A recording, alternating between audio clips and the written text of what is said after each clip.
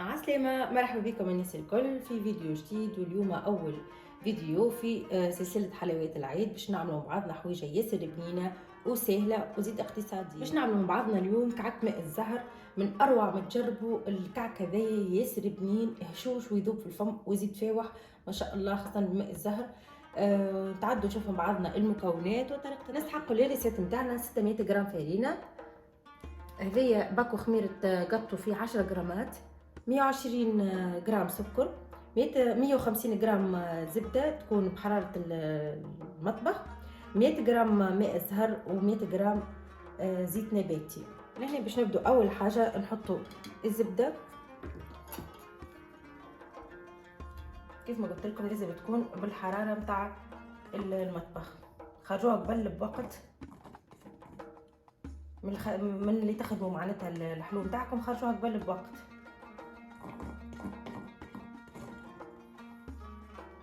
باش نضيف عليها السكر، باش ندخلهم بالكدا مع بعضهم، السكر مع الزبده.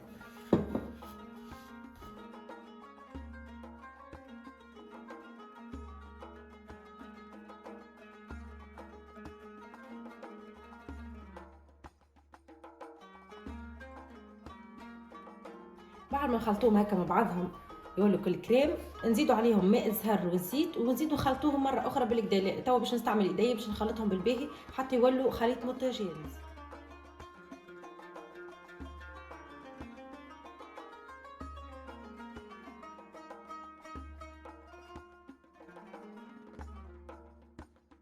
فوالا لهنا خلطتها هكا بالباهي. توا باش نبدا نزيد الفارينه، نزيد بشويه بشويه ونلم. هذه باش نزيدها مره واحده، والكميه الثانيه نزيدها بشويه بشويه. واكيد باش نزيدو معاهم باكو الخميره نتاع القط.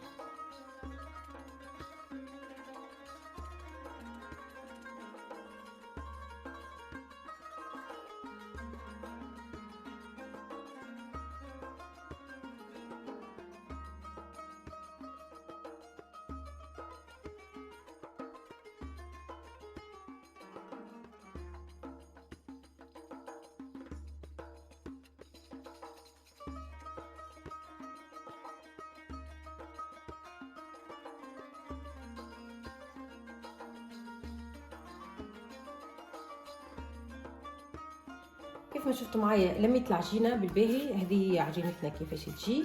توا باش نتعدوا لمرحله التشكيل. حطيت بلاطو الفور بحذايا فيه البابي كويسون، حطيت الميزان. كيما تنجموا زاده تستعملوا المغرفه نتاع القياس، عملتها قبل معاكم عندها عامين ولا اكثر.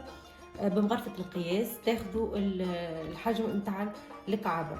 لهنا باش نوزنهم اليوم، باش ناخذ كل مره كعبوره ونحاول نعملهم نفس الميزان 20 جرام كيك، ونشكلوهم مع بعض. نهبوا معايا ونشوفوا كيفاش نشكلوه.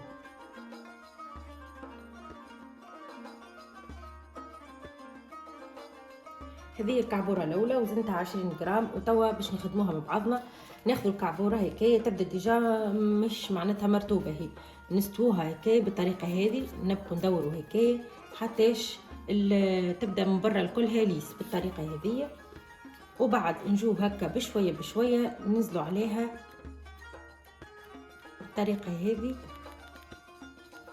ولا نحاولوا نسمحوها شويه.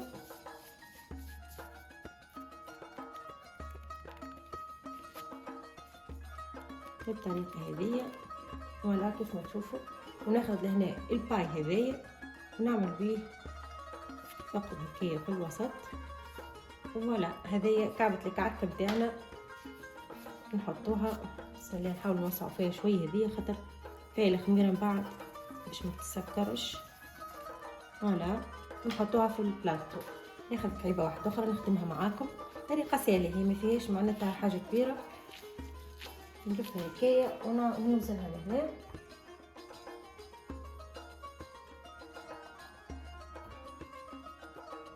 هذه زايده شويه. هي بالمغرفه تخدم نتاع القياس هذيك تخدم اسهل، تاخذوا معناتها الكعبه نفس الحجم كلها تهز نفس الكوانتيتي. فوالا لهنا نكعبرها بنفس الطريقه هكا. حاول من برا السطح نحط معناتها يبدا ليس، ومن بعد ننزل عليها بشويه بشويه بالطريقه هذه. بسم الله.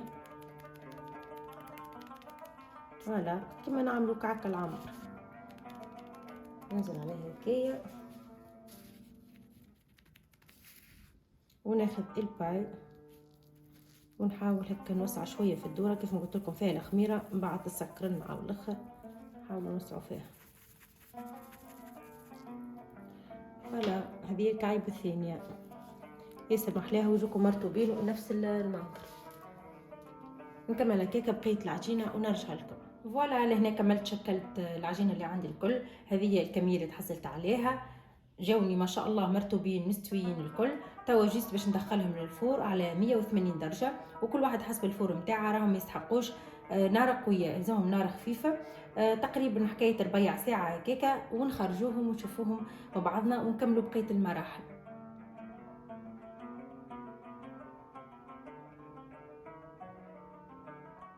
فوالا لهناك عيبات كعك الزهر حضروا، توا خرجتهم من الفور، مازالوا سخان يفوروا. الحسيب باش نوريكم كعيبه قبل ما نعملوا عليهم سكر جلاس. شوفوا كيفاش لازم يكون اللون نتاعها، ما تاخذش لون، راهي يكون هكايا اللون نتاعها. تعملوها على نار خفيفه ومن بعد تخرجوها وهي سخونه هكايا، نرشوا عليها السكر المحور او السكر جلاس. هنا باش نحط معرفه هكايا وباش نرشها على الكعيبات من فوق هكايا بالباهي وهما سخان باش يلصق فيهم السكر بالباهي. ونحكي لكم مش على الريحه البنينه اللي فيهم، ريحه ماء الزهر ما شاء الله. ديجا ماء الزهر اللي استعملته ماء زهر مقطر، حاجه ولا اروع، ريحته ياسر فاوحه وبنينه. هذا يحلو اقتصادي ما فيش العظم، شويه فرينه وكهو كيف ما شفتوا معايا، ويجي ياسر بنين وهشوش. بالنسبه للفور البنات كل واحد حسب الفور نتاعها، كيف ما قلت لكم لازم الحراره تكون متوسطه كما نعملوا الغريبه، ما تكونش سخونه برشا على خاطر ما يلزمش ياخذ لون يطيب ويبقى ابيض.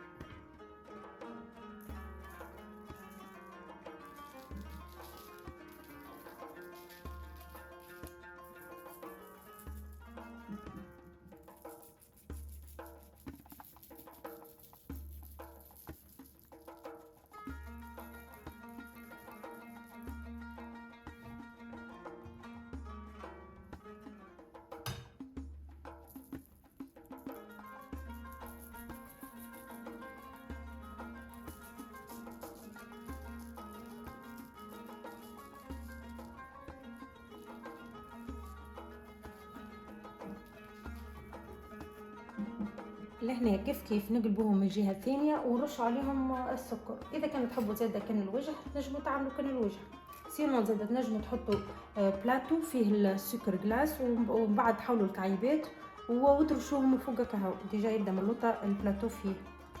فوالا هنا نكمل نرشهم هكايا ونشوفوهم من بعد في طبق التقديم ان شاء الله.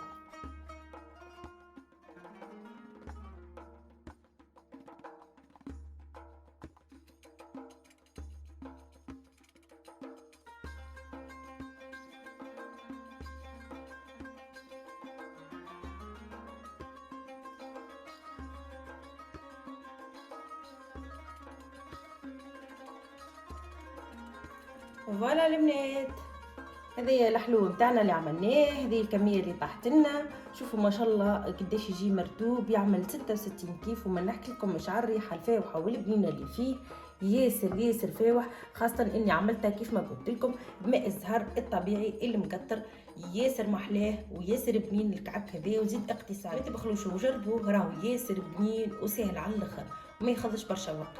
حاجه اخرى حبيت نقول لكم عليها، اللي السكر بتاعها يجي معدل. راني بالنسبه لكميه السكر اللي عملتها في العجينه يسمى كميه قليله، 120 جرام يسمى قليله ل 600 جرام فرينه. دونك تنجموا تزيدوا باش يجيكم الحلاوه بتاعها اكثر شويه ويجيكم معناتها معدل. اللي هنا جاني ناقص شويه، راهو يجي ناقص شويه، مستانسه الريسيت هذه نعملها على خاطر نحط فوقها سكر جلاس وهكا يتعدل شويه الجو نتاعها. فوالا هذه الحاجه اللي حبيت نقول لكم عليها. وهكا كانت النتيجه، وان شاء الله تكون عجبتكم. استنوني في فيديو اخر وفي ريسات اخرى نتاع حلو، وان شاء الله طبقوا الريسات هذه وتبعثوا لي تطبيقاتكم على الانستغرام تونسيه اون فرانس، ديما تلقوه مكتوب اسفل الشاشه. وتبقى كان نقول لكم سلامه.